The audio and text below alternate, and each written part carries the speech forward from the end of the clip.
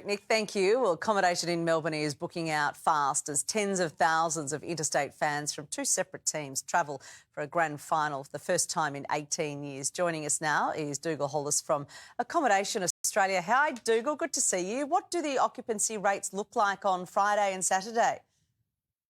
Beck, what I can tell you is that whilst some local fans might be disappointed that their team's not in the grand final, it's certainly good news for the city's hotels.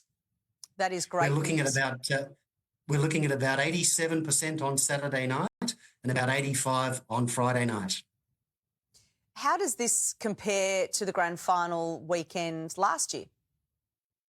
Yeah, good question. We're up about 4% on Friday and on par with Saturday.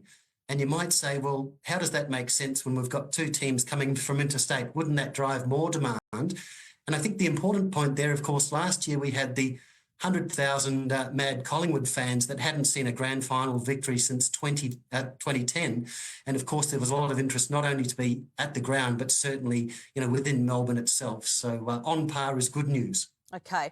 It sounds really busy, but are there still some last-minute bookings available and indeed perhaps maybe some good prices because they're last minute? Look, Beck, prices are consistent with major event pricing in Melbourne. So, you're looking at average rates between sort of $355 to $385 a night.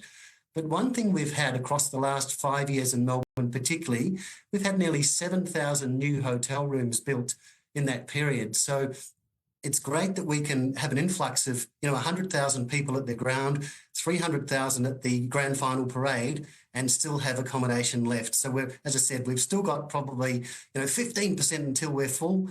Plenty of room for those that are still making some late travel decisions. All right. With all those numbers that you've thrown at me this afternoon, how much is this anticipated to contribute to the local economy?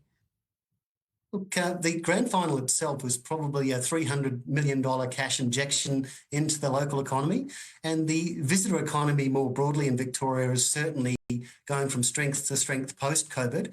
We're up at about $37 billion annually now, and to put that in perspective, pre-pandemic, we were about $27 billion. So good news for the local visitor economy and the city's hotels. OK. We'd be busy at this time anyway, or does everybody leave Victoria and go north considering it's school holidays? Yeah, good question. I think the staycation market in Melbourne is certainly still very strong. So those that are looking for, getting away and coming actually into the city to enjoy, all that is in and around the city at this time of year.